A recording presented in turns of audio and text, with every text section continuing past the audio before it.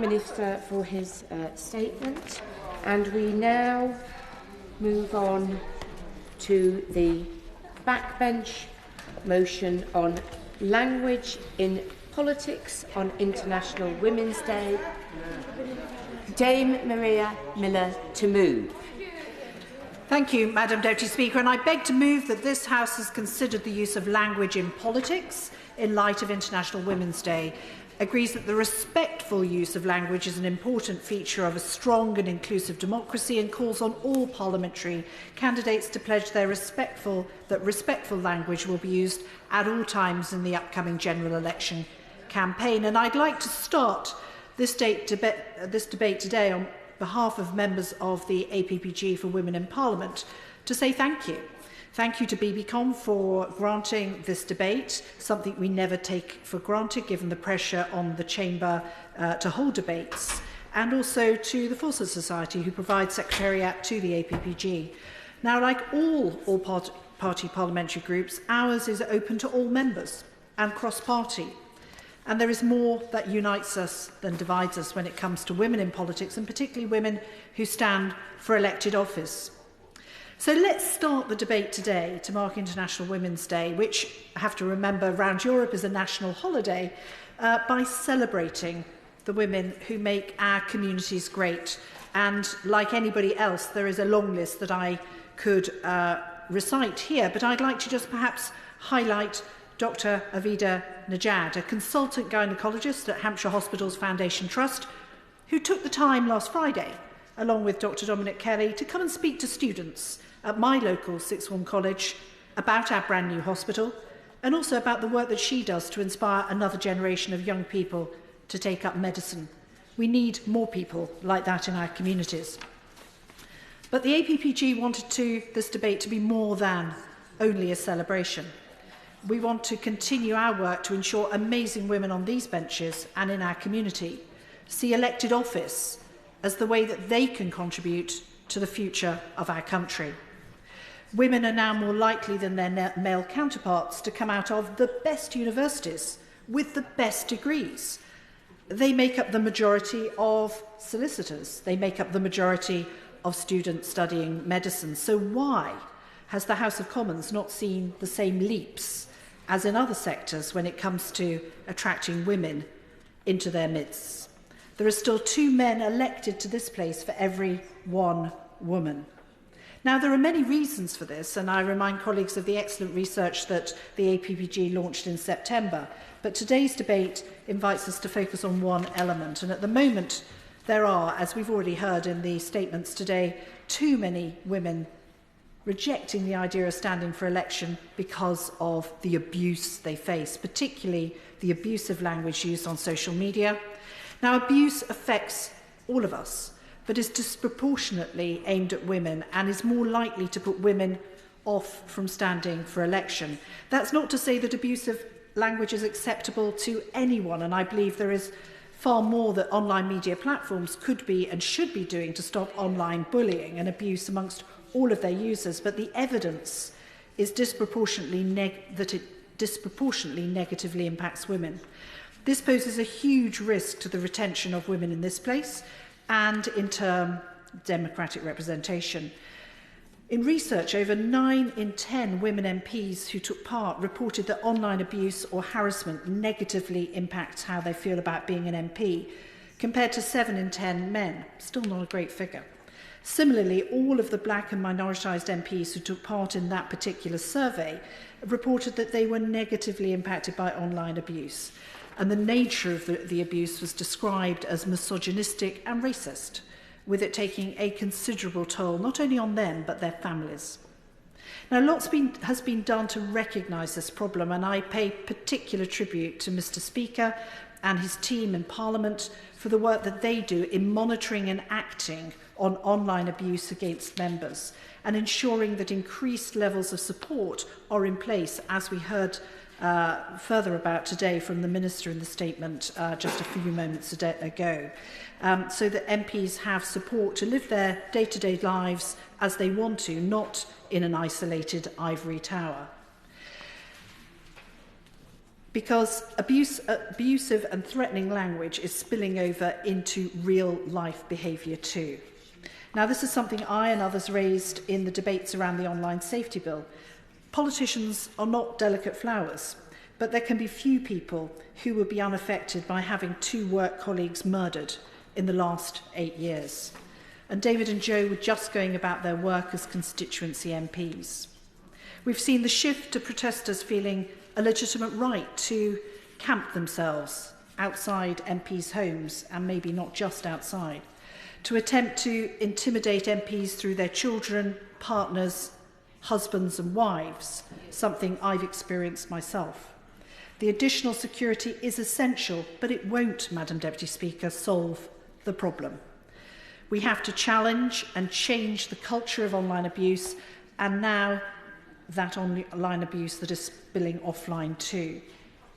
Free speech and the protection of free speech is something that's often cited as a reason why we shouldn't be regulating the online environment, and free speech is a crucial part of our democracy. And the passing of the online safety bill now into law demonstrates this government understands that there is a line to tread between free speech and protections. But free speech isn't the only thing we must safeguard. Speaking freely is just as important. Too many women in particular fear organised attacks if they speak up, speak freely on the issues that matter to them. And in research, 3/4 of women MPs said that they do not speak up on certain issues because of the abusive environment online. The same goes for men, but the numbers who are impacted are much smaller, around half. But still, something we should be concerned about. The ability of this place to speak freely is being curtailed. And there's another aspect to this too. Parliamentary privilege and the parliamentary language that we use in this place means that we have an obligation to choose our words carefully, and people who watch debates here note that every time. But are we as careful outside of this chamber? In political campaign, is political campaigning being shaped to fit the medium of social media? Polarised, binary, simplistic, chasing the algorithm first and foremost at the expense of nuanced debate. There are serious implications for our democracy if we allow our politics to be shaped by, I'm afraid, a mob mentality that can thrive in the online world. And the online safety bill can only be the start. I reiterate my call, as I mentioned earlier in proceedings, for a select committee for the online safety to keep this under constant review. In advance of this debate, I also received a note from the Parliamentary Standards Commissioner, who is contacted by thousands of members of the public every year with their views on parliamentary standards. So the language we choose to use matters in maintaining a culture of respect in political debate. Because robust debate is not the same as personal intimidation and abuse. Is referring to your opponent as scum part of free speech and a robust debate? Or is it abusive political campaigning? I think we need to all carefully think of that. And of course, I give way to my honourable friend. Yeah. Thank her for giving way. And she has already mentioned the online platforms and a form of responsibility. But does she believe Parliament itself should take more responsibility for the barriers that women are facing or citing for not entering Parliament, and for the language that we use here? And what could that look like? My honourable friend for that intervention, and also for her incredible support for the all-party parliamentary group, because it is a cross-party effort in trying to make sure that we make this place a place that people want to come. And I do think that tackling social media abuse, holding the online platforms to account, not just to account, but also to take down those abusive images, those abusive messages, if they are inciting violence against members of Parliament, and to do it really much more quickly than is the experience of many people in this House. There is so much more over and above social media that we need to change if we're going to get more women wanting to come forward to this place. You know, there are half of the population of our country is female, and yet we see really very small numbers of people who want to, women who want to stand for election for some of the issues, because of some of the issues that I have spoken about as well. I give way to the Honourable Lady. I thank the Honourable Member for giving way. I think this is a very important debate for a number of reasons. The language we use in everyday life can be very careless, and in here it is becoming increasingly so. But I also wonder if she worries, as I do, about the fact that increasingly over this Parliament particularly, there has been more focus on parliamentarians' behaviour. And while some of it has to be called out, there have been occasions when the issue has been raised and then, to use a football phrase, they've tackled the player rather than the ball. It's been about the person rather than about the issue. And do we have to be much more aware, not just of the language we use, but how we direct that language and maintain a direction towards the issues and not people? The Honourable Lady for her intervention. She's absolutely right. I did actually have that analogy in my speech and took it out for the sake of time. And I can see Madam Deputy Speaker looking at me very intently, because I know there are lots of members who want to participate here. But she's right, there's a discussion to be had with regards to language versus behaviour. There's a great deal, there's the code of conduct that we have in place, we have the Parliamentary Standards Commissioner, but not all of those tools are able to examine all of the things that we do as members. And perhaps it's time to look at the language that members use outside of this place, as well as the language that they use in this chamber.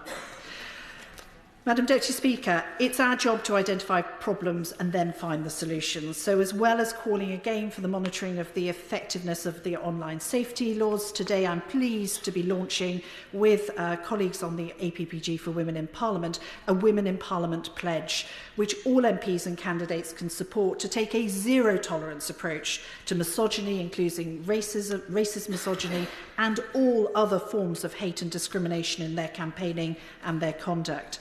Backbenchers are taking this initiative to drive a change in culture, and I hope all honourable and right honourable members will sign up. As an APPG, we're also calling on the Electoral Commission to make a public statement that homes are not a campaign destination, and social media platforms to take immediate action on reported hate and misogynistic content and mis, and disinformation. We as elected members must act to defend our democracy and our democratic values, and to mark International Women's Day in 2024, we can show we take personal responsibility too, to lead that positive culture change online and offline, in the words we choose and in the way we campaign. And I call on backbenchers, ministers and party leaders to join us. It's all our responsibility to safeguard our democracy, and the best way we can do that is by ensuring that we have a representative Parliament welcoming everyone to be part of a respectful debate. The question is, as on the order paper.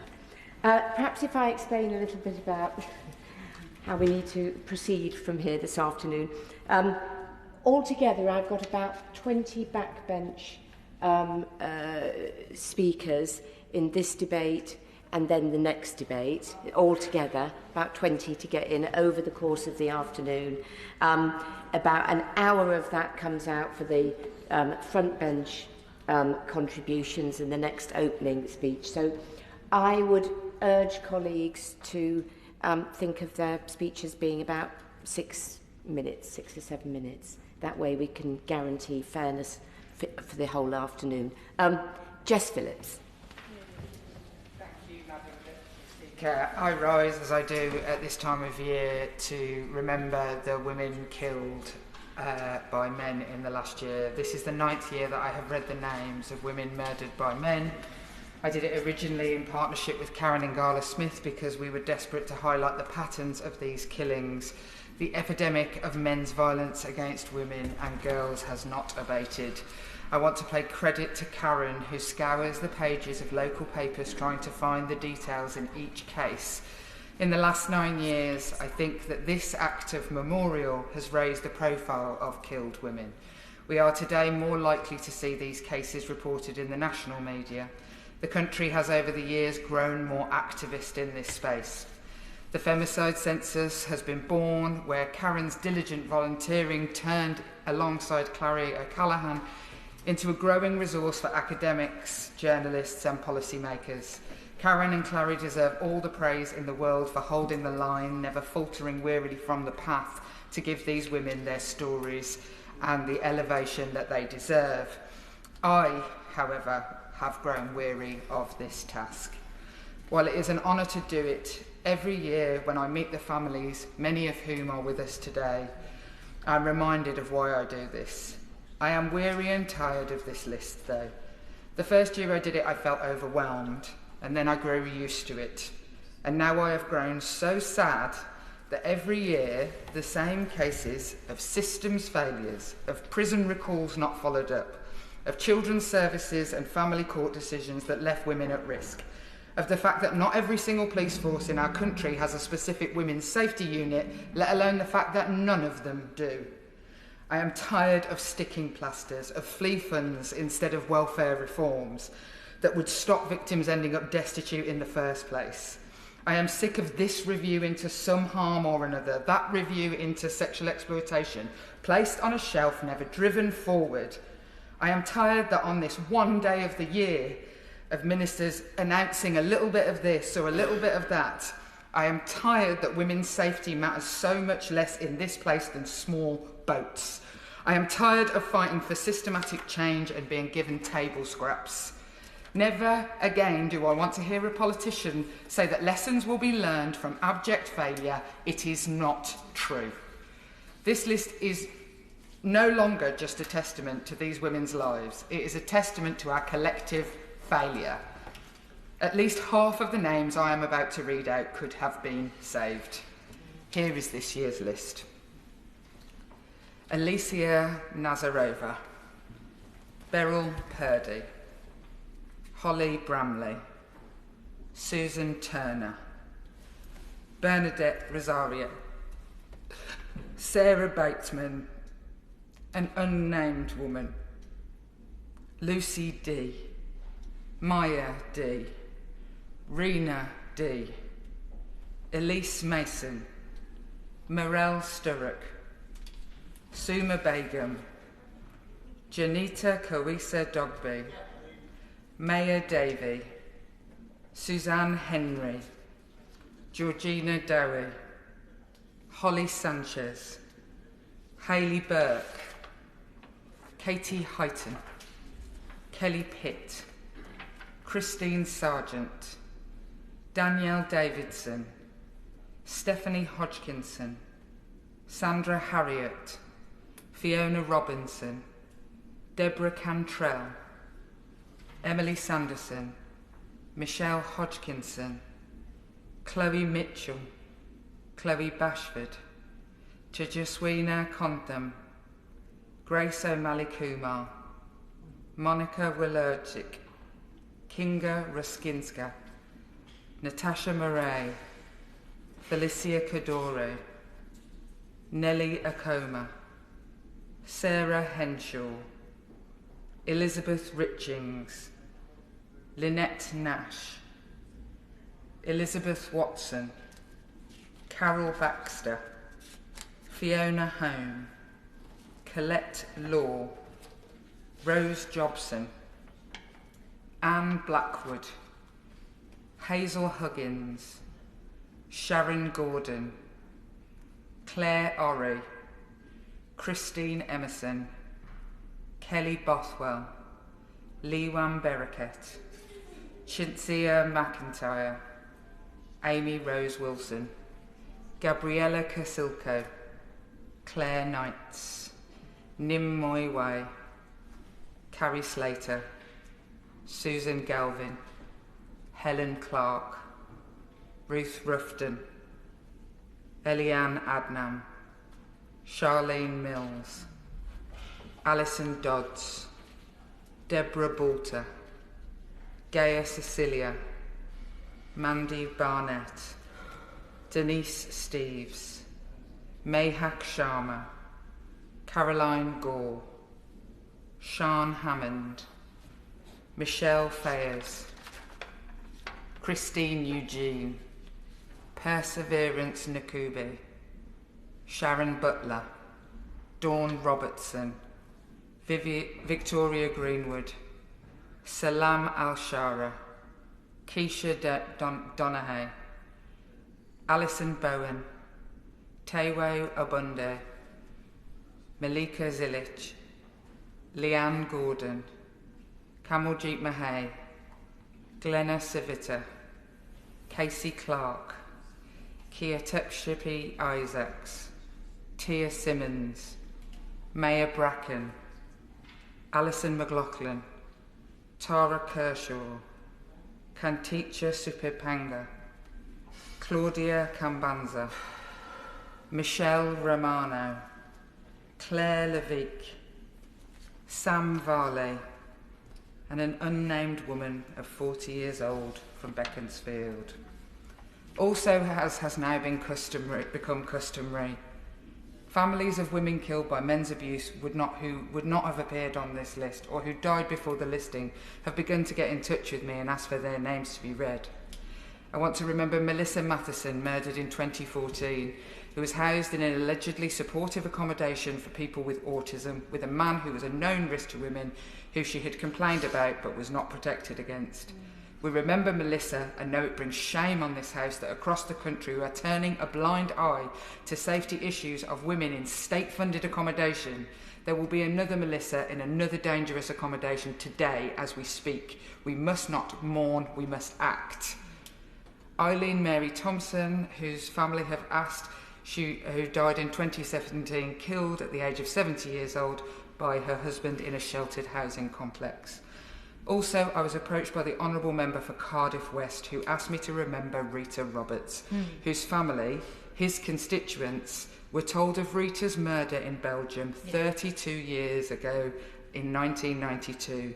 Her body had gone unidentified until last year. We remember Rita Roberts and cases like hers, and that is why we include the names every year on the list of women whose names we do not know. They matter. All of these women mattered. They need to matter much more to politics. And I urge again, as I have for years, for the government to have a strategy for reducing femicide. Warm words and no political priority will never make this list shorter. Hear, hear. Caroline Nokes. Thank you, Madam Deputy Speaker, and every year the Right Honourable Lady from Birmingham Yardley reads that list out. I don't think I've ever had to directly follow her, and that is not an easy job to do. But we're here to celebrate as well as commemorate, and it is important that we reflect on International Women's Day coming up next week, what the improvements have been, but also what the failures are. And my right honourable friend, the member for Basingstoke, has brought a motion that is specifically about the language of politics and the language that we use. And apologies if, following that horrendous list, the language that I might use is a bit flippant. Because I wanted to celebrate some of the achievements, and I look at the fantastic, joyful experience we had last summer with the Barbie movie, where we saw a film directed by a woman, being the biggest ever debut. And it was a wonderful celebration of all that is frivolous and pink, but with an underlying important message. But what did we learn from that? That the Oscar nominations would go to a man. Yeah. And my select committee this year, or over the last 12 months, has worked with some incredible women who have come to the committee and told their story. I particularly reflect on Vicky Patterson and Nagaman Chetty, who came and spoke so incredibly emotionally and importantly about the experiences that they had gone through with adenomyosis and with particular type of premenstrual tension that had caused Vicky to go, in her own words, really quite mad. And I remember the language of politics immediately after they left. I remember the email I got from a man, surprisingly, telling me that he wasn't interested in hearing from my celebrity mates. And I pointed out to him that they weren't celebrities. These were two women, one a broadcast journalist, the other, Vicky Patterson, a very, very successful broadcaster in her own right. And I sent a message to Vicky today: you are not just the woman from Geordie Shore. But he criticised that we had had them in front of the committee and not other serious women. And I, that afternoon, sent him an email asking whether he'd sent the same email to the chair of the DCMS Select Committee, my right honourable friend, the member for Gosport, who'd had George Osborne in front of her committee. Did that man count as a celebrity friend? He admitted he did not. I'd like to reflect on the achievements in sport, particularly the Lionesses, who did such an incredible job to get to the final of the World Cup. And I'd like to celebrate Spain. I really would. But a man spoilt that for us, didn't he? And I look at that individual who made sure that the story of female triumph in sport was actually once more all against the bad behaviour of men. And I won't name him. My right honourable friend, the member for Basingstoke, said that we had to be in an environment and a world where women could not only have free speech, but they could speak freely. And I reflect on the sports commentators who came in front of my committee and said that when they made identical comments to male commentators, they would be attacked on social media for being stupid, for being female, and yet the men would get away with their comments with no remark whatsoever. I commend my right honourable friend for her pledge and the APPG's work to make sure that this coming election is actually one that we are careful with our language, that we think about the words that we use. It didn't really ought to be necessary. I like to think that I can get through this entire election campaign without being racist, sexist or homophobic. Really isn't that high a bar to have set. Let us see what actually happens. Sticking with sport, I'd like to reflect on Mary Earps, Mary Queen of Saves, where all we actually got to talk about was her shirt, not her brilliant prowess on that field, saving all those goals that got England to the final, but we got to talk about the fact that Nike didn't think that her shirt was important enough to have bothered to print one. And of course, when she won Sports Personality of the Year, The Sun was the first one out there to talk not about her brilliant prowess, but about the fact that you could see her knickers through her dress. And I'd like to talk about Taylor Swift, the second time of being Woman of the Year, Person of the Year with Time magazine for the second time. And her 100 million monthly reach on Spotify. It's an absolutely incredible achievement. You cannot talk about Taylor Swift without actually also having to talk about Kanye West and his efforts to silence her and to criticise her and indeed to use her in his music. I'd like to talk about Claudia Goldin, the solo female winner of the Nobel Prize for Economics for the first time that it's been a solo female winner. And of course, what she was studying were the obstacles that women face in obtaining equal pay. Because we're still there, we're still struggling to obtain equal pay, and we are still struggling to have to see the gender pension gap shrink. And colleagues today, and today of all days, when we have heard about the horrific abuse, the measures that have had to be put in to protect members in this place, what has been really striking is that colleagues have spoken not about the abuse that they face, but the abuse their families face. And our families feel it. I always know, I know that the abuse is bad on social media, despite block and mute and delete being my best friends. I know because my daughter will send me a text message that just says, "Are you okay?" That's how I know that it's bad out there. And of course I will. It's so important to remember all of those who are affected alongside a Member of Parliament, and that includes our staff, doesn't it? It absolutely includes our staff, and I know that they will be criticised for working for me, when in fact, all they have done wrong is apply for a job that they thought might be quite interesting and rewarding and give them a sense that they also were contributing something. So look, there are many challenges. We have to use our role in this place to do better. I always say that. Look, we can all do better. None of us are perfect. I think it's really important to emphasise that. None of us are perfect, and we should always strive to improve and be better and be the very best members of Parliament that we possibly can be. But my final message, and journalists the world over now, come to me and ask my opinion on whether this is a job worth doing, whether this is a job I feel safe in, whether this is something that I would recommend any young woman to do. And I leave them with one final message, the most important words. Do this because it's the best job in the world, the one where you can make a difference for your community, and the one that absolutely means that our democracy is not dominated, as I tend to put it, and apologies To my honourable friend and indeed neighbour, the member for Eastleigh, this is not just a job for white 45-year-old men. He's not 45. Carolyn Harris. Thank you, Madam Deputy Speaker. And can I add my thanks to the Honourable Member for Basingstoke for securing today's debate. It's always an honour to be here to mark International Women's Day. Today's debate calls for respectful language to be used in this place and in the upcoming general election. As the public look to us for leadership and an example, and it's crucial that we respect each other and we respect those who elected us to be their representatives. And I reflected on the last 9 years of serving the people of Swansea East during Parliament, and I'm confident that I have built mutually respectful relationships both across the House and throughout the communities that I work with. But like many colleagues, I've had my share of abuse, particularly online, and it saddens me that it is generally nothing to do with my politics or the causes that I champion, but is always because of my gender, my hair colour, my choice of outfits, my size, my appearance, my glasses. Just this week, following a debate in Westminster Hall, I was subject to some very interesting abuse from comments from people who purport to disagree with my stance on a particular issue. However, the content of X, formerly known as Twitter, had little to do with what I actually said. To give you a flavour, I wouldn't let that thing decide what boxer shorts I was wearing in the morning. That says more about them than me, I think. It is of my opinion that you are obese. See a doctor immediately. Bring in affordability checks for all the stuff, I've used another word instead of their word, for all the food that you must eat to make you that fat. F that blowhead, ugly, fat freak.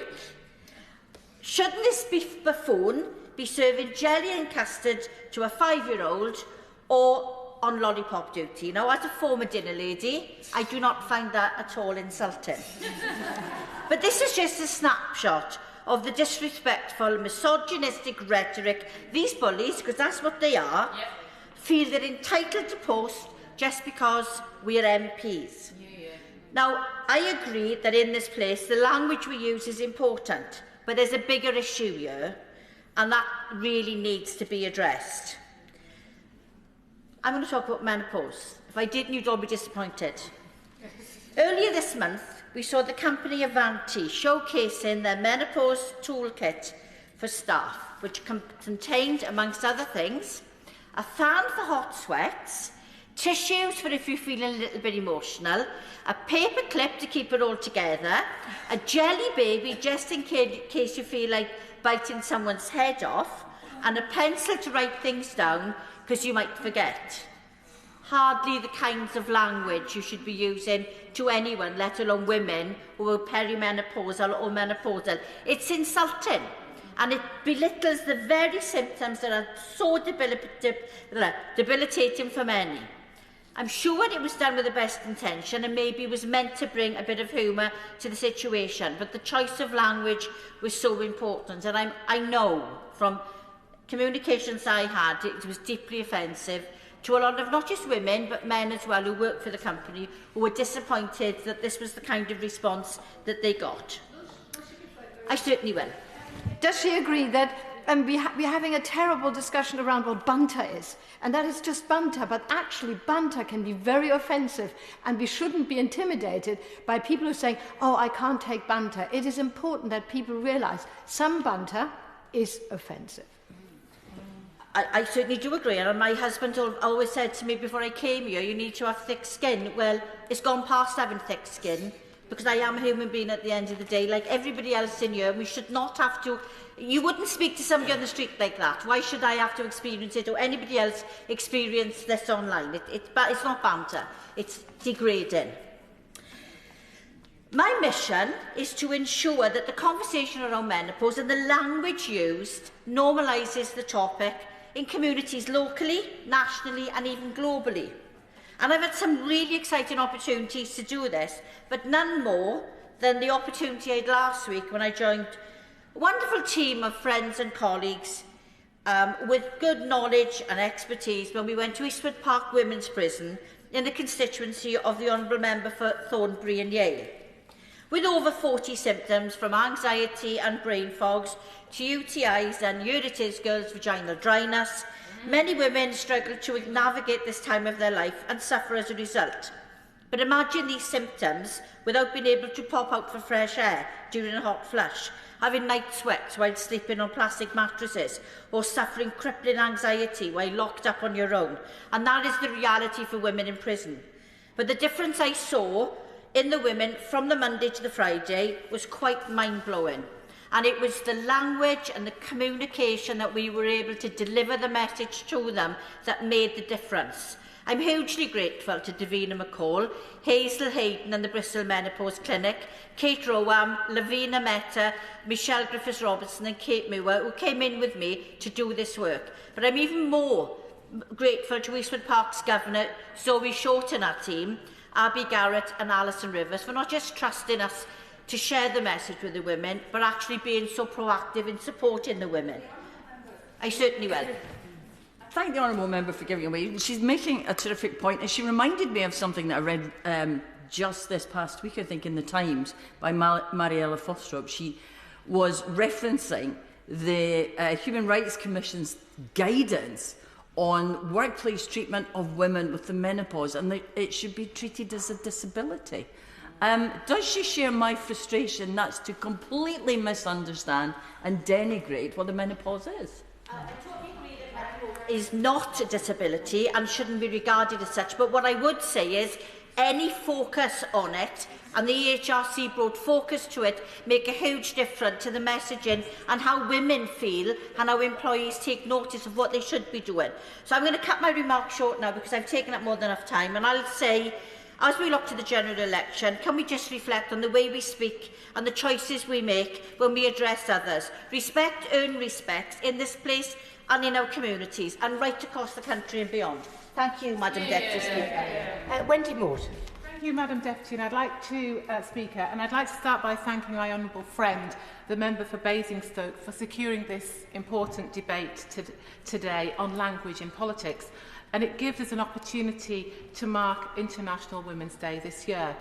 As the 431st female Member of Parliament, and the first female MP in my constituency of Aldridge-Brownhills, and the first ever Conservative female Chief Whip, I want to start by stressing the importance of increasing female participation in politics. But sadly, it's women who face many barriers to entering a career in politics, one of which is the often unpleasant and abusive language that they are subjected to. This is totally unacceptable. It cannot and it must not be tolerated, and we have to work continuously to change this.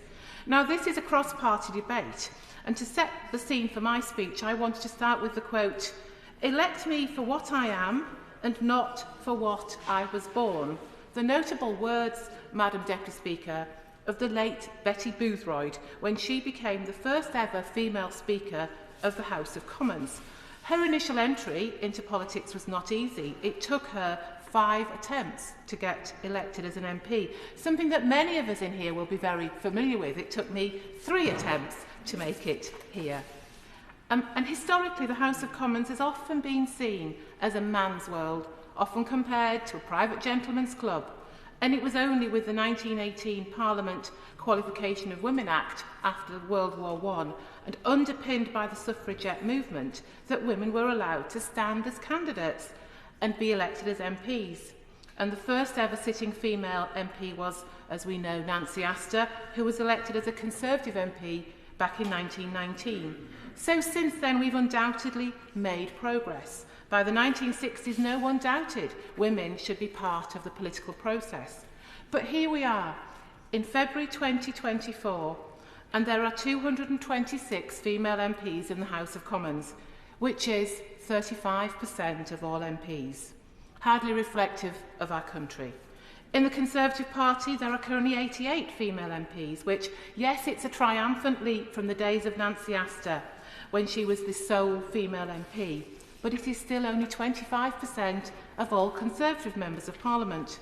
So with women clearly underrepresented in Parliament, we have to ask the question, why? And one decisive factor as to why women choose not to enter politics at all is due to its aggressive and intimidating nature. Parliament and politics remain, sadly, all too often masculine in culture, language and space. And even after 100 years in politics, many female politicians continue to suffer from bullying, harassment, misogyny and sexism, both in this place and beyond. Take a look at the toxic nature of Prime Minister's questions some weeks, where women have been known to be called stupid woman. They've even been told to calm down, dear, in an insulting and often patronising tone. But what I find, I think, quite surprising, Madam Deputy Speaker, is that when you look in the guidance for rules of behaviour and courtesies in the House of Commons, there is a section titled Parliamentary Language, yet there is not a single mention of sexist language being inappropriate. And I know that Mr. Speaker is doing a huge amount of work to change the culture and behaviour in this place, but maybe this is something else that we could seek to look at a little further.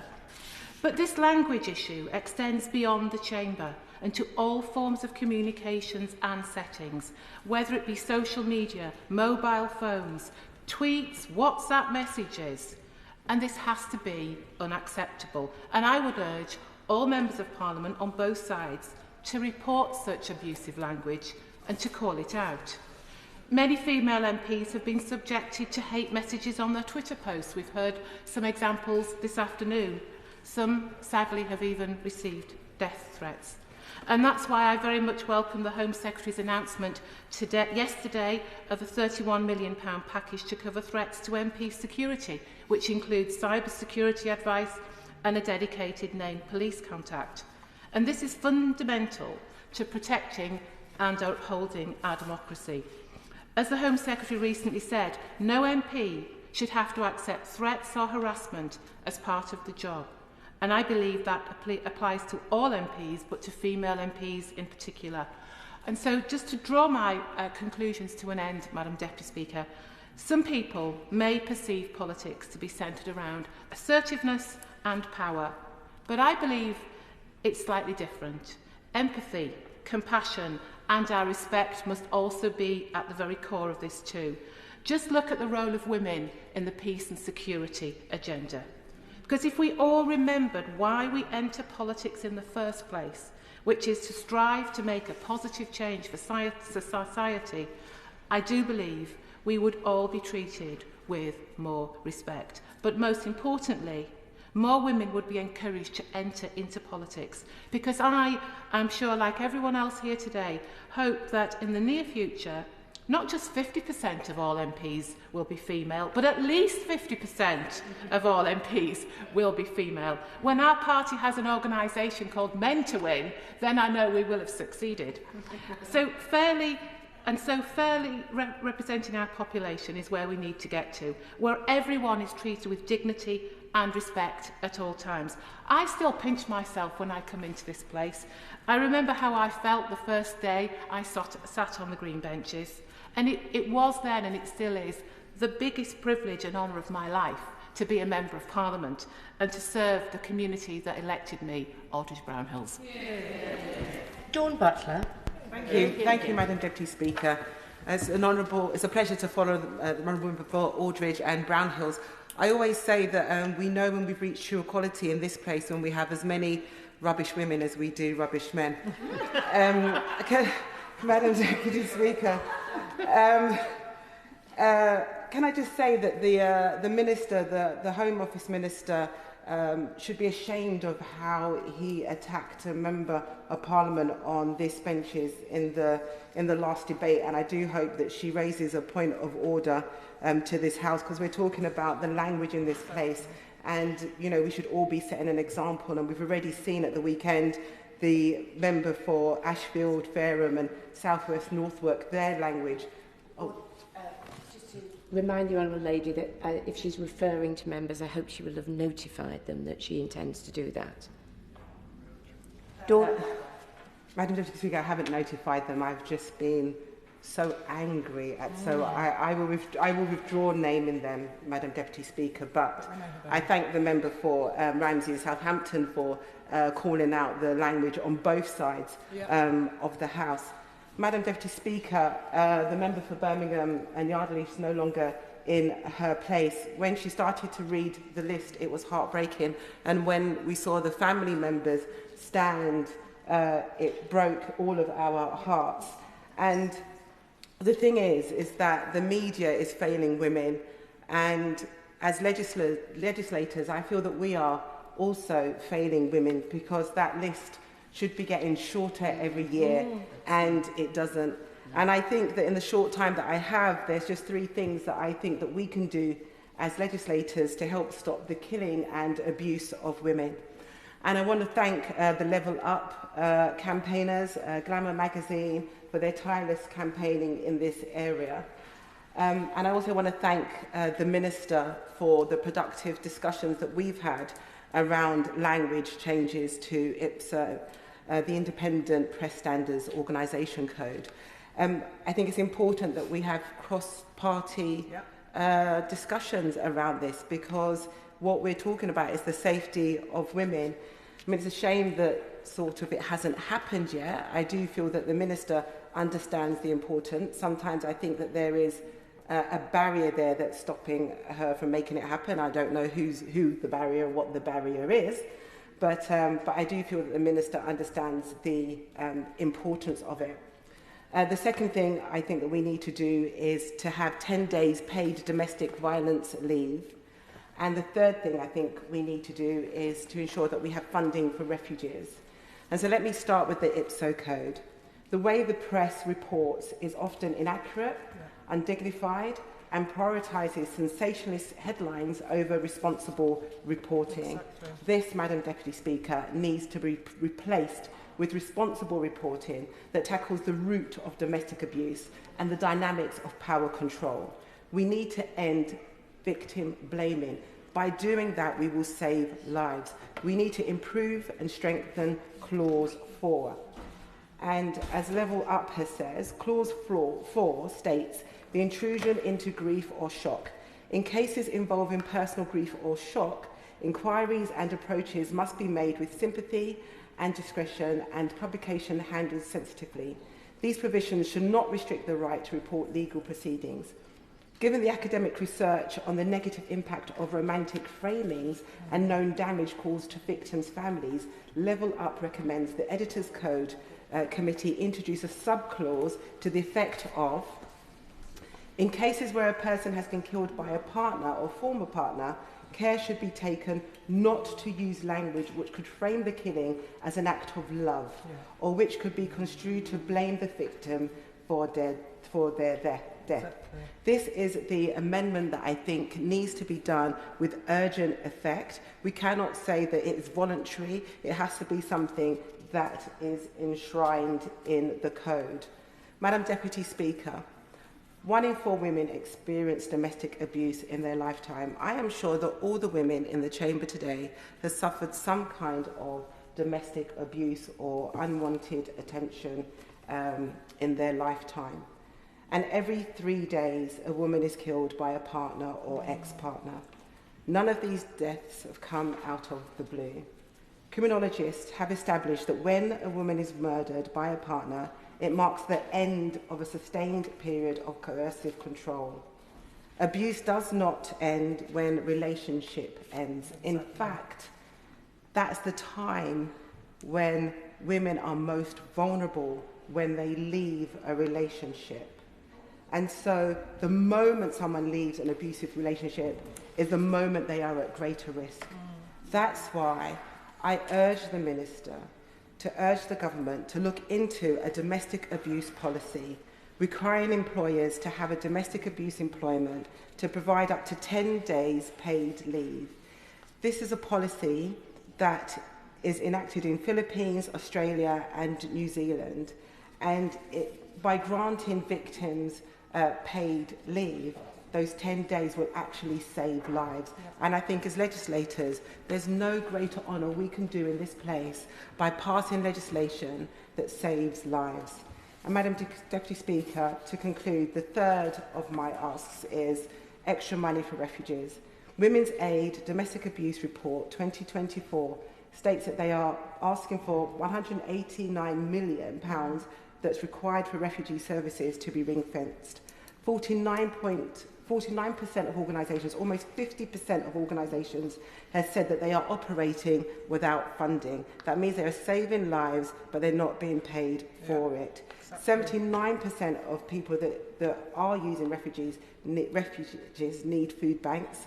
62.5% of survivors are unable to leave their perpetrators because they can't afford to.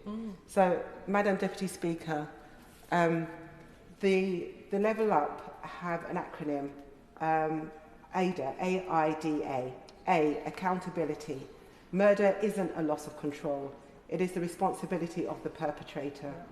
I, image. Centre images of victims, not the perpetrator. Don't put them next to each other.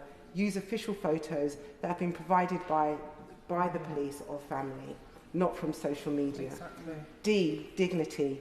A victim's children, family and friends will read the coverage many times. They will be in grief and shock. Avoid sensational language or graphic and intrusive details. Dead women can't protect their families. And lastly, A, accuracy. Name the crime for what it is. It is fatal domestic abuse, not a horror or tragedy perpetrated by a monster or unknown evil. Use ONS national statistics for context on how many other women have been killed, because gender-based violence is a national and not a personal problem. It is not an isolated incident where many women are being killed each year. Thank you, Madam Deputy Speaker. Alex Davies-Jones. Thank you, Madam Deputy Speaker.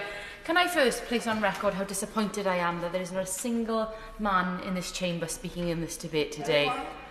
Speaking in this debate today. We all have a role to play to empower, inspire and enthuse the next generation of women, and to face down toxic misogyny and abuse, and to ultimately defeat and silence it. It should not only be on women in this place.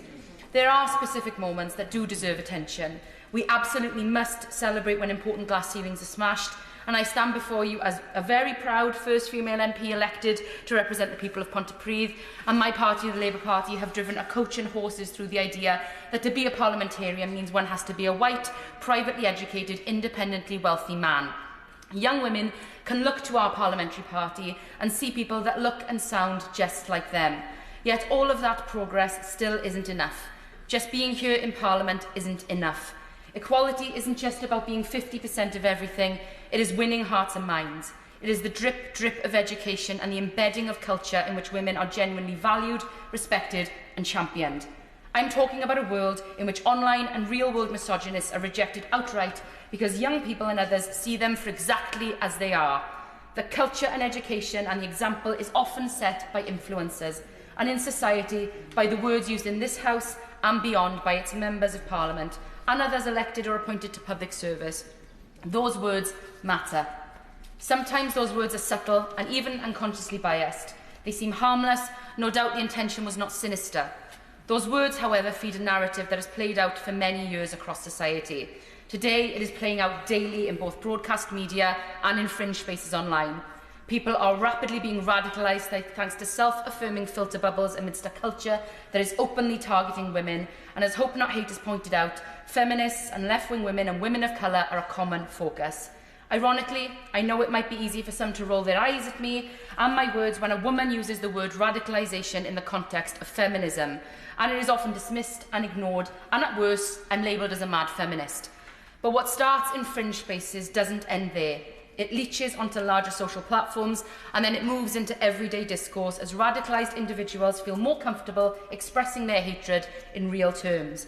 What starts with throwing a drink over a woman can and has become murderous attacks.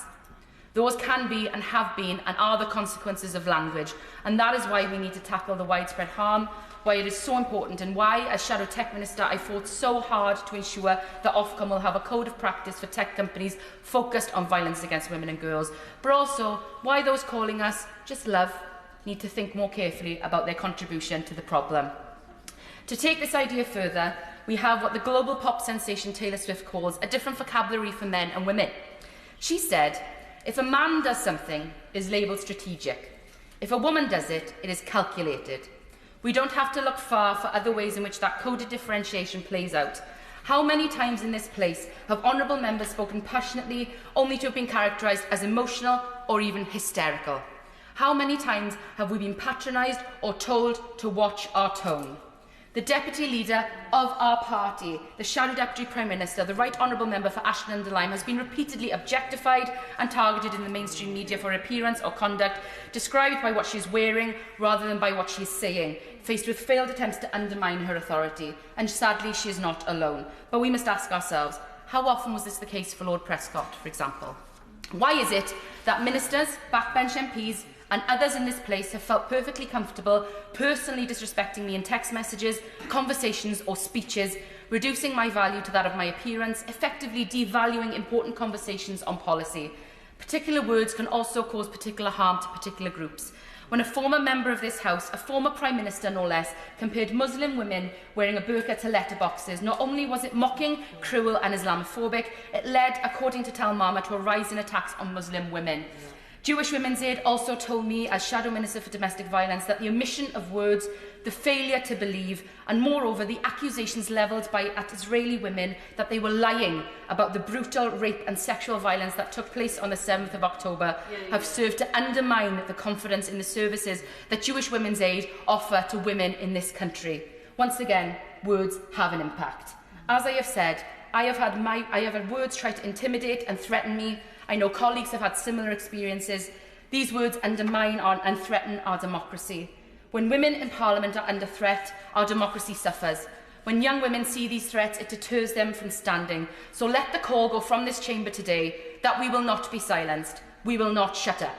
Yeah. Thankfully, words can also importantly be used for good.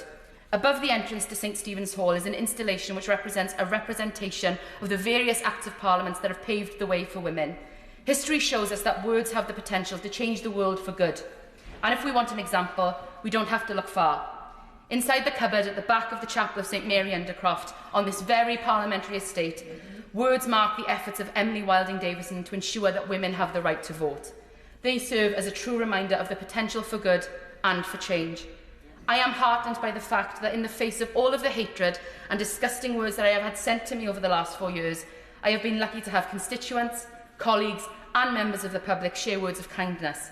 Supportive words have flooded in from allies, friends and families, and I'm sure we can all agree that those are the only words that matter. Ruth Jones. Thank you, Madam Deputy Speaker, and it's a pleasure to follow my good friend, the Honourable Member for Pontypridd, and a powerful, passionate speech she made. I'm delighted to be able to speak in this important debate as we approach International Women's Day 2024. And I do so as a daughter, a mother, a sister, the first woman to represent my constituency in Newport West in Parliament, and a champion of the role women play in all and every part of our national life. And I'm very grateful to the Right Honourable Lady, the Member for Basingstoke, for securing the debate, for her opening remarks and for ensuring that we could all be here today. I also want to acknowledge and pay tribute to the speeches of all those colleagues who have spoken before me. The focus of this debate is an important one, and as we gather here today, we do so in the shadow of the plaque of our late friend Jo Cox. We should all be a bit kinder and do a bit more and go a bit further in making our political discourse so much healthier, safe and more decent. Madam Deputy Speaker, more than 100 years have passed since the first woman won the right to vote, and in 2028 we will mark the centenary of the Equal Franchise Act, the most basic but important bill that gave equal voting rights to women and men. Since then, and particularly over the last 20 years, we have seen women's representation in our politics transformed and have seen the positive impact of women in elected office can make. I want to pay a particular tribute to my right honourable friend, the Member for Camberwell and Peckham, the mother of the House. She's made it her life's work to empower women to get many, many more of us here. And as she leaves these benches at this year's general election, I thank her for all she's done for over more than 40 years as a member of this House, and I know I speak for many others in doing so. I'd also like to say a word of thanks to some of the wonderful women on these benches who are standing down at the next election. The Member for Coventry North East, the indefatigable Right Honourable Member for Derby South, the Right Honourable Lady for Barking, and they will all be missed by those on this side, and I believe members on the other side too. And I'd like to acknowledge the strong women I work with to serve the people of Newport West. Jane Bryant, our local member of the Senedd, a very good colleague, and as well as the leader of Newport City Council, Councillor Jane Mudd, who is standing to be the first woman police and crime commissioner in Gwent in May. I also acknowledge the women members of Newport City Council and, of course, my very good friend, Jessica Morton, the member for Newport East. And with our United Kingdom in mind, I send my best wishes to Michelle O'Neill, the new First Minister of Northern Ireland, and to Emma Little-Pengelly, the Deputy First Minister of Northern Ireland. It's not a surprise that there are 2 women leading the way into getting the institutions in Northern Ireland back on track, and I know that we all wish them every success.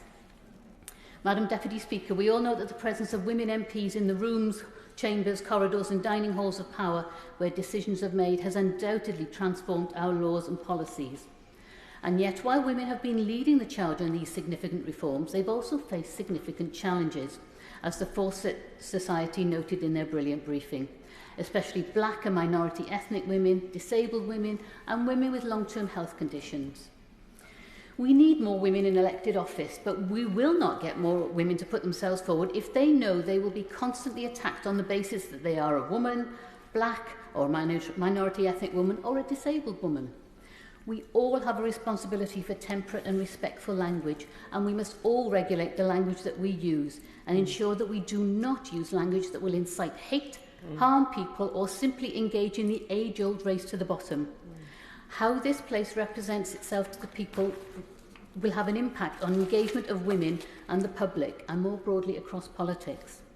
The last few weeks have shown that some of the people in this place have little regard for the impact their words have on people outside in the real world, and we mustn't forget that. We can start by getting our own house in order. It's important to ensure that this place, as in any other workplace, those working here can do so without fear for their safety, free from abuse and harassment, and that the overall culture is welcoming of people from diverse backgrounds and with diverse needs. That cannot be a difficult thing for each of us to work towards each and every single day. We expect it of people in our constituencies, and so we should lead by example. The abuse that we get online merely adds to the deep-seated issues in Parliament regarding bullying, harassment and sexual abuse. And I know these are being addressed with urgency by Mr Speaker, but we must keep going. Will my honourable friend give way? I will. I'm grateful for my honourable friend for giving way. She mentioned some of the issues that are being tackled by Mr Speaker, but also by Madam Deputy Speaker, who is also standing down at the next election and who we should pay tribute to for leading the way for women in our own party and women across the House. Well, I thank my honourable friend for that most positive and opportunistic intervention, because obviously I didn't like to embarrass Madam Deputy Speaker at this point, but I do want to thank her for her calm nature as last week when she took on the issues that happened to her. The calm and peaceful way that she dealt with it all is an inspiration to all of us, so I thank her for that. But online abuse affects when women in public office speak and what they speak about. And online abuse, particularly abuse which is misogynistic and racist, has a detrimental impact on women in public life's mental health and well-being, particularly minority ethnic women MPs, reflecting on the emotional toll it takes on them, their families and staff. And Madam Deputy Speaker, it's deeply unfortunate reality that the abuse and violence which exists online spills out into reality, causing real concerns about physical safety with this abuse, often including threats of violence. And even though women make up over half of the United Kingdom's population, as the Honourable Member opposite said earlier, we only make up 35% of the House of Commons. There is so much more to do. And whilst I acknowledge that... I will. For the Honourable Lady we're talking about the important topic of language and words in debate. But does she agree with me that actually we also need to start thinking about images, especially with the change in technology that's coming? Several members that I can see in the House today were with me last night at a debate about deep fakes and AI hosted by Glamour and the Science and Technology Select Committee Chair up in the committee corridor. And what really struck me was a lot of the themes that are being raised in today's debate about the use of language and how off-putting it is can also now be applied to stuff that's generated and very realistic very quickly. Does she agree with me that we should not forget that whilst we're debating language and women in politics today? Thank you, Madam Deputy Speaker. I absolutely agree. And being a Luddite, I am not as familiar as maybe lots of other people in this room with the AI and other online issues. But the deepfakes are deeply troubling, and I do thank her for that intervention, for highlighting that issue. It's really important. And I acknowledge that the party opposite has had 3 women leaders. although the last two didn't last very long. But they have done more than we have. Yep. And in due course, I hope Labour will elect its first women leader. In August 2022, just 36% of the 19,212 elected councillors across the UK were women. Fewer than 5% of councils have achieved gender parity, so the need to empower and support women is clear to all of us. This issue won't be solved overnight, but we need to start making progress. It won't be addressed by one party, but by all of us working together, and it won't work unless every man in this place and in our country recognises the role they have to play too. Thank you, Madam Deputy Speaker. Florence Eshalomi. Thank you, Madam Deputy Speaker. I want to pay tribute to the Right Honourable Member for Basingstoke for securing this debate today, and to the member for Birmingham and Yardley, who's not in her place, in terms of some of the names that she mentioned. And I think all of us can agree that it's very hard to listen to those names. And I just wanted to cite two of those names she mentioned. One was Jonita Drogby, who is my constituent, who was killed on the 1st of May last year in broad daylight. And what was really tragic and sad about that killing was that in the earlier debate we had with the Home Secretary, where we talked about police resourcing and the need to make sure that the police are responding to things locally. The gentleman who was responsible for that, apparently there was an attempt made 2 days earlier locally in the area. So again, could this death have been prevented? And nothing will ever prepare any of us when you have to sit with a grieving family who've lost a child. And as we know, no parent should have to bury their child. And every so often I still remember the embrace that I gave to Jonita's mum and just the pain that she felt. And she said to me, you know, why was her daughter taken?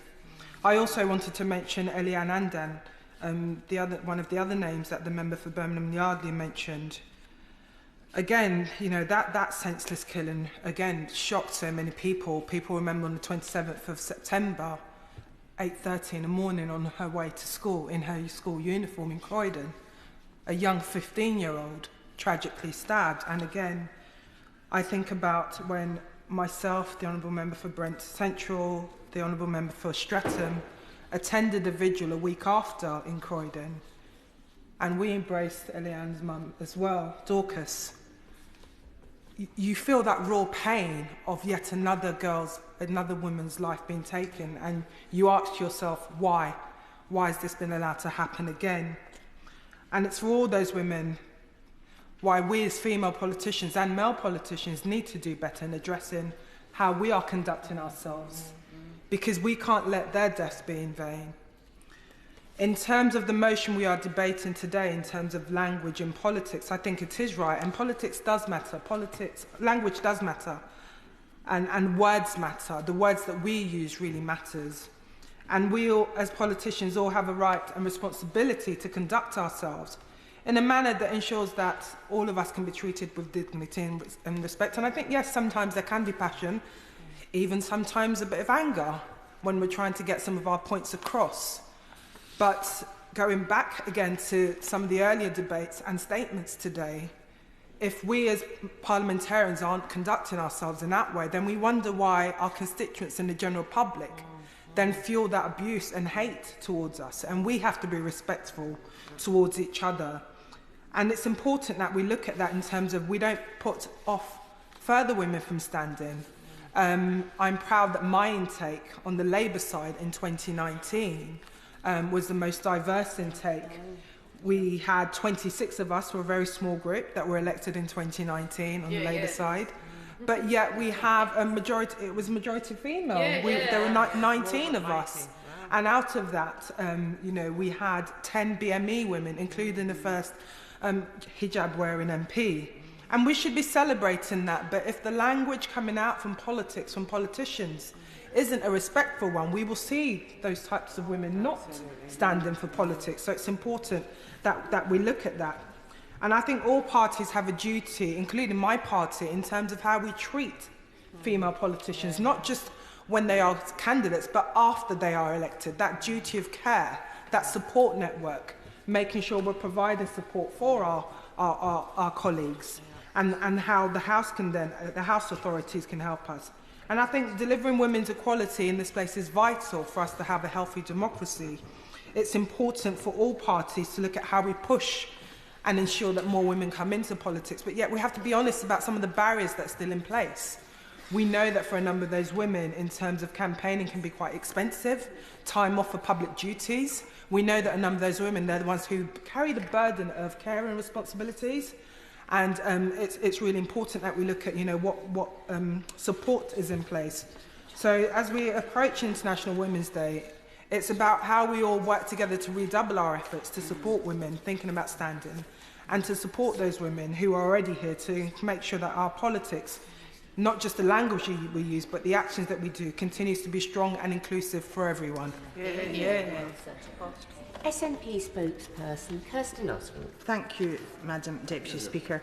I'm very pleased to follow all of these excellent speeches. I think it's been a very worthwhile debate, and I'm grateful to the Right Honourable Member for Basingstoke for bringing it here today. Because debating the language that is used in politics is important, particularly as we approach an election, and as we've heard today, we obviously can't debate that without speaking about the reality of the impact of the language used about us, to us, and the language in the political sphere, and the profound impact that has on women in politics now, and on those who may or may not want to jump into what's sometimes just a swamp. And that does sound a bit dramatic, but it's not really. Although it is the biggest privilege to represent our communities, and I'm sure we all feel that very sincerely, the challenge is that the discourse, and the discourse in here too, the language, the abuse, I think that the Honourable Member for Swansea East must be using my social media to listen to her talking, the targeted harassment and the security concerns which go along with some of that is unfortunately also a reality that we all recognise. And it's backed up by important research by the Fawcett Society too. They point out that safety and security of elected representatives and the issues around that are highly gendered. And the fact is we're not representative. Women make up over half the population, but only 34% of MPs. We need to do better there. I do applaud the new Scottish Government Cabinet. It's been gender balanced for many years now, but the new Cabinet is, I think, 70% female. That is a significant and important step. And it's welcome to see all these capable women taking their places. I think it's telling that the debate today does follow on from statements on the security of elected representatives and the Anneliese inquiry into the circumstances around the murder of Sarah Everard. So as for the last few International Women's Day debates, which I've been glad to participate in, although I'm very pleased to be here, there is an undercurrent, and I thought that that was brought into stark focus again today by the Anneliese inquiry report. We do need to reflect on the awful reality of where the normalisation of behaviours, the amplification of language and attitudes can lead to. And my very deep sympathies are with the family of Sarah Everard. And they're also with the family of Emma Caldwell, whose killer was yesterday sentenced to 36 years imprisonment for her murder in 2005. Their ordeal has been so awful, they waited so long for answers, and these answers are very important, but of course they won't bring their much-loved Emma back. And Emma was reportedly someone with many friends who, despite having a very difficult time in life, was appreciated, was valued, and was loved. And I appreciate any and all headlines which manage something that shouldn't be so difficult when talking about Emma to use her name and not just describe her as sex worker. Sky News, you must do better. I do hope that Emma's very brave family can now find some peace. I think that every honourable member who's spoken has, unsurprisingly, noted the impact of online abuse in terms of their participation in democracy. The Right Honourable Member for Basingstoke pointed out very eloquently that robust debate is not the same as abuse. And we could, I'm sure, be here all day, probably all week or more, if we started going down the road of giving examples of things that are very far from even pretending to be debate. The Honourable Member for Pontypridd was right to say that what starts in fringe spaces doesn't end there. And I thought that the Honourable Member for Vauxhall spoke very well about language, because the thing is that our language here, and I'm thinking about remarks made recently by the Honourable Member for Ashfield, I know that these remarks may not have been made in this chamber, but they were made in the context of an MP speaking. That's, I think, a very powerful and unfortunate example of the power of language, because what we say, how we say it, doesn't just reflect upon or influence us. It enables people, it empowers people, men mainly, to abuse women, not just politicians, to abuse other women who have the audacity to have opinions and to want to express them. And that's very regrettable because of the likely impact of turning women off of politics and the democratic process. A glimmer of light in all that, though, I was at the St Ninians High School Careers Fair a couple of weeks ago, and the number of powerful, articulate, smart young women interested in careers in democracy, in politics, in research and so on was heartwarming, and I wish all of them every success. So there is space to welcome some positives, but I would like to touch on some other women who we do need to mention before I close, not least the women in the Middle East. We know the awful and disproportionate impact upon women, which is horribly clear as we watch with horror what's unfolding. The Israeli women caught up in the Hamas terror attack, the hostages, their families. It's impossible to imagine how they're coping. The women in Gaza dealing with unimaginable things, death, destruction, privations that we can't even begin to imagine, childbirth without hospitals or medical facilities. These women are suffering beyond belief. I would like to end, though, on a more upbeat note and speak about the women of East Renfrewshire doing so much good. I know I don't have time to speak about many of these brilliant women, but I would like to mention the women in my office team, Carolyn, Nix, Freya, Katie and Sampurna, who all deliver every day for our community. I'm very fortunate to work with them. And my East Renfrewshire councillor colleagues, Councillors Angela Convery, Caroline Bamforth and Annette Ireland, all women of substance and hugely committed to improving their communities. And two very special women commemorated just last week at the 20th anniversary event of the Offenbach Resource Centre.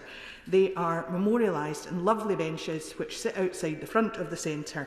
And I think that the House would want to join me in reflecting on the great work that Rita Connolly and Irene Simpson did for the people of Offenbach and how much of a difference these powerful women made to the people who lived in their area. So I think that is a useful point for me to conclude. It's a challenging time, we all understand that, but we must absolutely make sure that, as well as pointing out the difficulties and the challenges, we celebrate powerful women like these who make a real difference.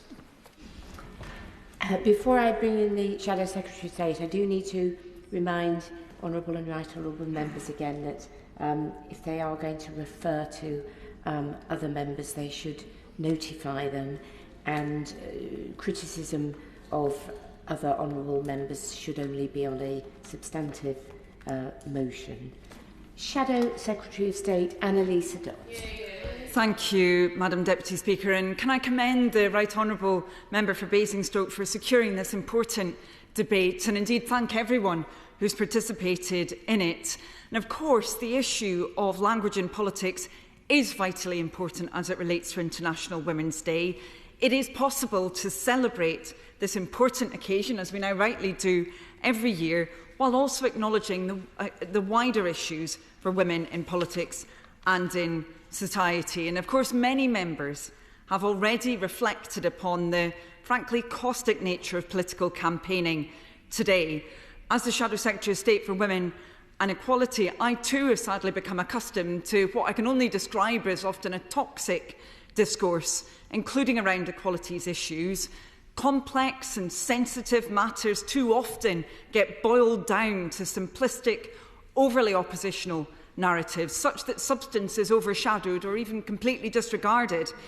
Well, I want that to change. I want the issues that we debate in this House to always be centred on the facts of the matter and the merits of policy. And that's why today's debate is so important. The language that parliamentarians use has an impact on the world outside this place, and all of us members have a responsibility to use respectful language while we debate. Members are, of course, passionate about issues, and rightly so, but passion cannot justify intemperance of the nature we've seen too often lately. And my friend for Newport West was right here to refer to the words of the late Jo Cox when she so powerfully reminded us all of what we have in common, despite any points of division. As the representatives of our constituents, we need to take responsibility for the words we use. And we also... Yes, Lady for giving way, and she's making a very important point. Would she join me in regretting ever hearing a member of this chamber refer to their opponent as scum? Well, I think it's quite right when any member makes a mistake, as was the case in that instance, that they apologise. Absolutely right. That was unacceptable, and the member concerned apologised. As I said, that was right. I would like to see all members apologising when they use divisive language, whether that's of the type she just described, or indeed whether it's sexist language or racist language of all different types. And I think it does us no favours as a House when we try to perhaps tiptoe around these matters, as we've perhaps seen over recent days, but indeed as we've seen previously as well. We need to face up to them, because language does matter, words matter, and the language and words used by members matter. So I would appeal to all sides of the House to ensure that the language we use is respectful. We're not at war with each other, and the language we use should reflect that politics is a battle of ideas, not of insults. And of course, as... Yep, happy to. I thank my honourable friend for giving way quickly. Is my honourable friend as disappointed as I am at the failure of some members of Parliament to call out Islamophobia?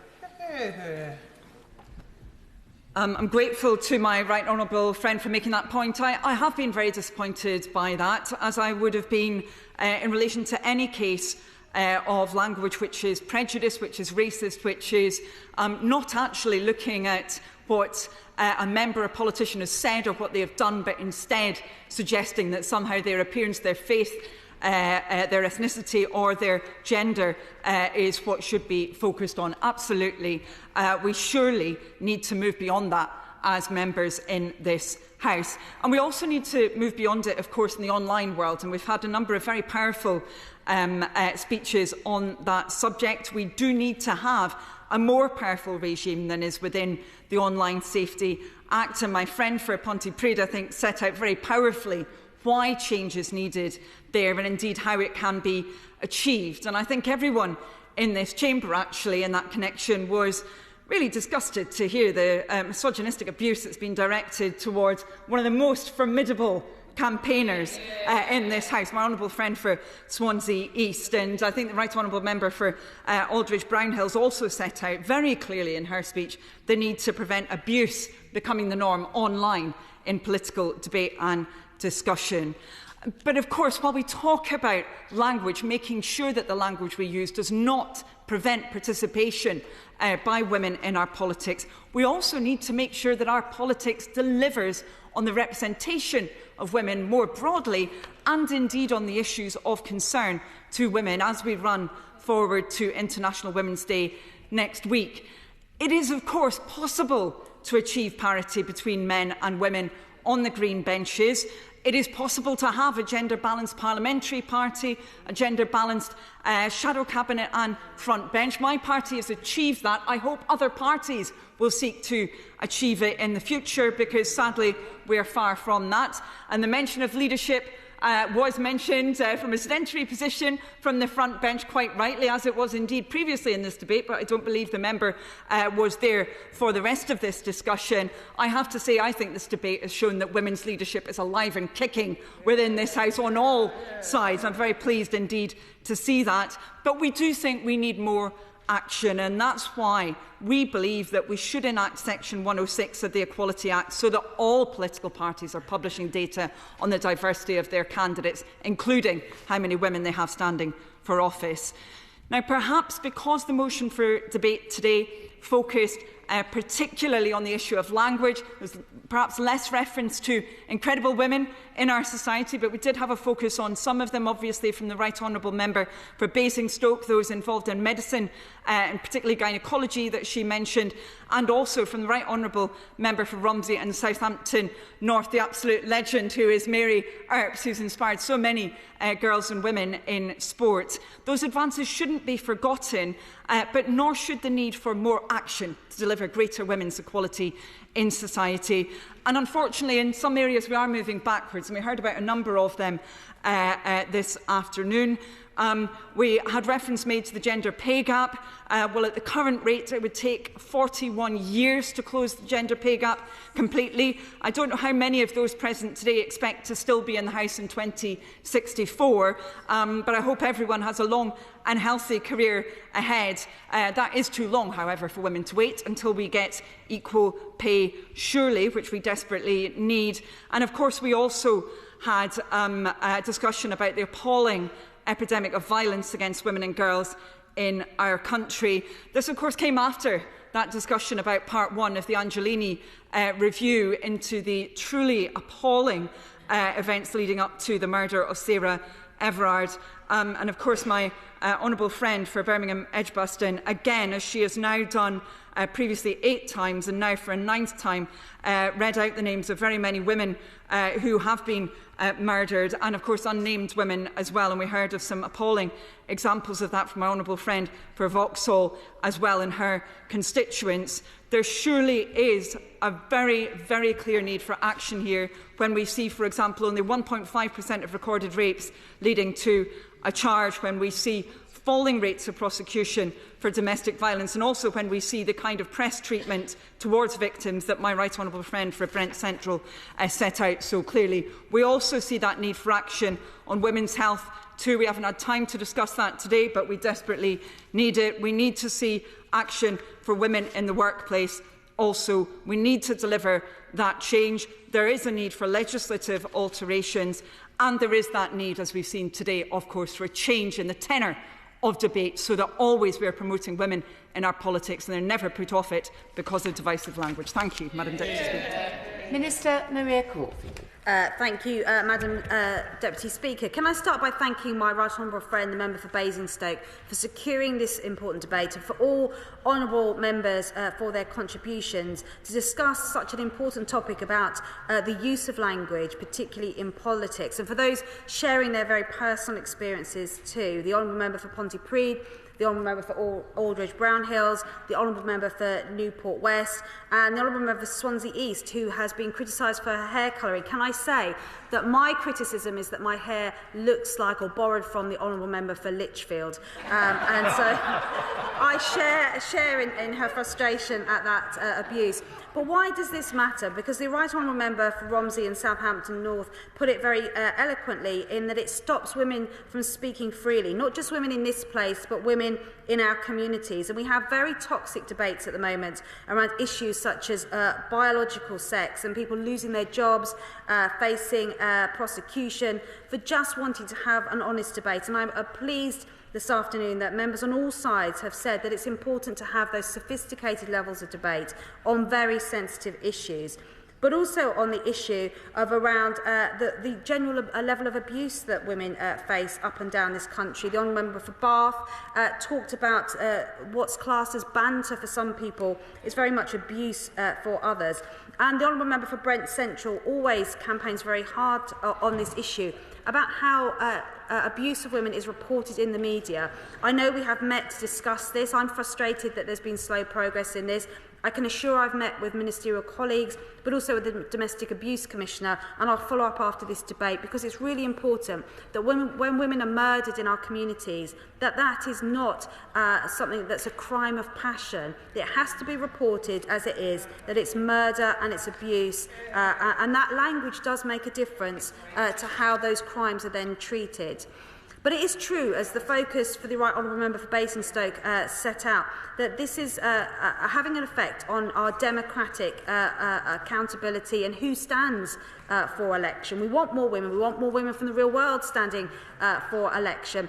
But the Fawcett Society found that 93% of women MPs said that online abuse or harassment has had a negative effect on how they act as members of Parliament. And it's not only stopping new talented women coming forward for all parties, but we are losing good honourable members too. The honourable member for Chatham and Aylesford is one example, as is the Madam Deputy Speaker, of women leaving this place. But we heard earlier in this parliamentary term from Rosie Cooper, And the reason she stood down early was because of the abuse and the threats that she had received. And we've lost good members like her, which is a very sad thing for Parliament. We also know that we're in potentially an election year. And so it's as important as ever that our language in this place is measured, but also our language within our political parties. And every single political party can have a role to play in this. Nobody standing for election should suffer intimidation for holding or aspiring to hold elective office. And we have introduced some measures to try and make this a fairer experience. And anyone now since 2022 who intimidates a candidate, a campaigner or an elected representative can be barred for elected office themselves for 5 years.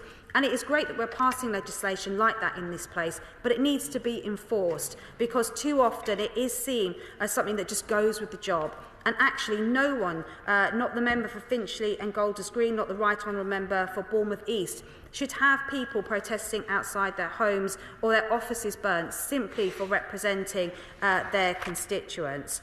But because this reflects the wider debate in society about the level of violence against women and girls. And obviously, the Honourable Member for Birmingham Yardley has sadly had to read out her list again this year. One of those was my own constituent, Chloe Bashford, who was murdered in horrific circumstances in Newhaven, in my constituency.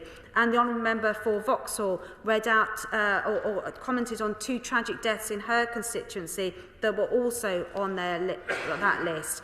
And while we have made significant progress in publishing the Tackling Violence Against Women and Girls strategy and the Tackling Domestic Abuse plan, it is not going fast enough, and we all have a role. And it's not just the role of government to do this, it's the role of all agencies, from the police to the courts to others as well, to absolutely make sure that femicide is taken seriously and it is dealt with when people come forward to give evidence and to share their stories.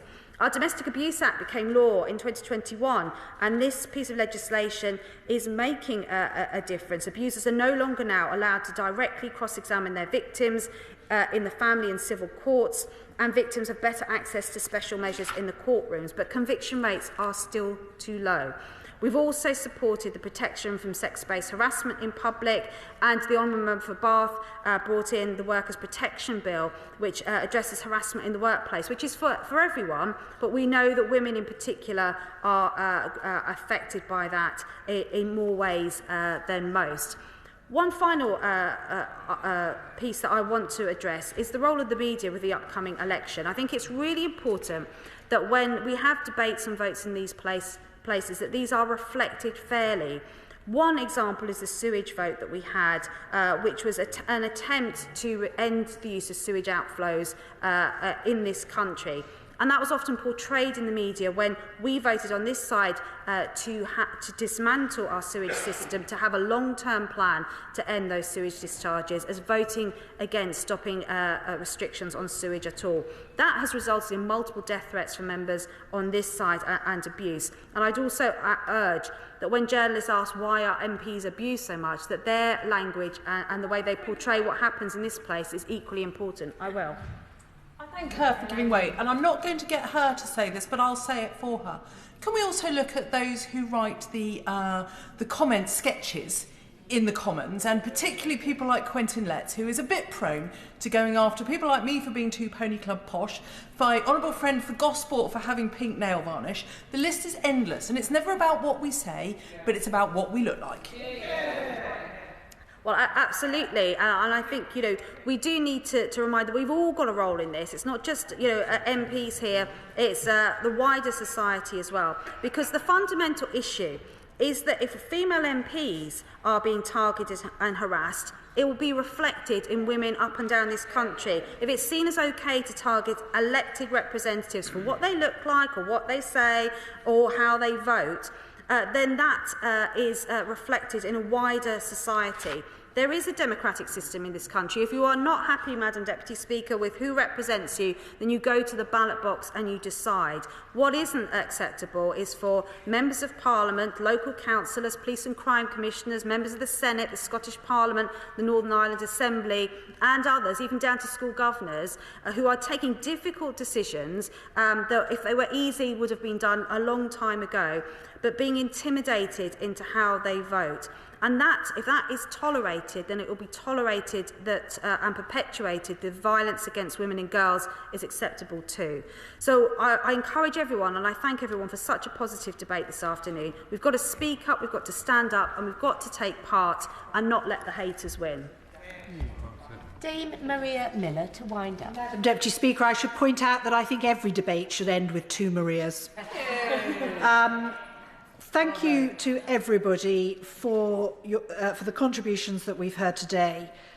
Words matter, and the words that we use matter even more because they're often repeated by people outside.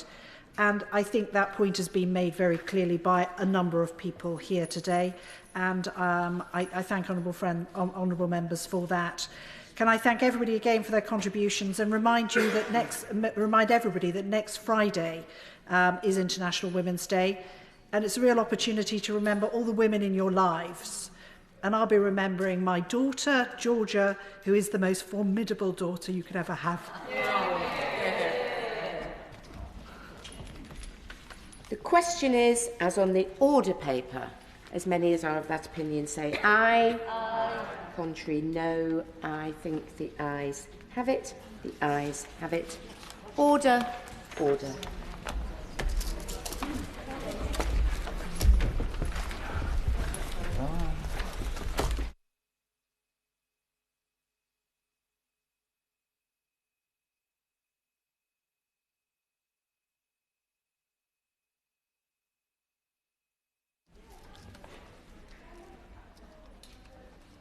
Order. Order. We now come to the debate on Welsh